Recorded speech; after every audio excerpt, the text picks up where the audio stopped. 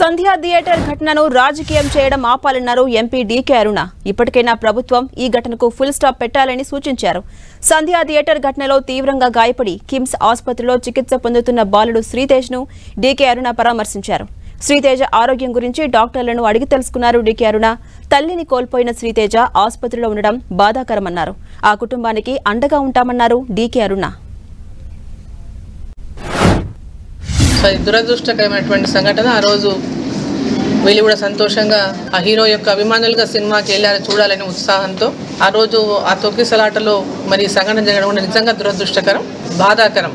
ఈరోజు తల్లిని కోల్పోయినటువంటి ఇద్దరు చిన్న పిల్లలు, మరి భార్యను కోల్పోయినటువంటి భర్త ఇవాళ ఆ సంఘటనలో తీవ్రంగా నష్టపోవాల్సి వచ్చింది. సో దానికి సంబంధించి రాష్ట్ర ప్రభుత్వం కానీ ఆ సినిమా టీం కూడా మరి వారి కుటుంబానికి పూర్తి స్థాయిలో ఆ బాబుకు ట్రీట్మెంట్ అందించడంలో పూర్తి స్థాయి ఆ బాబు నార్మల్గా అయ్యే వరకు, ఆ తర్వాత ఆ బాబు చదువులకి, ఆ బాబు భవిష్యత్తు కూడా మరి వాళ్ళు అండగా ఉండాలని చెప్పి నేను ఈ సందర్భంగా నేను కోరుతా ఉన్నా. అదేవిధంగా రాష్ట్ర ప్రభుత్వం కూడా ఈ కుటుంబానికి అండగా ఉండాలని చెప్పి నేను ఈ సందర్భంగా కోరుతా ఉన్నా.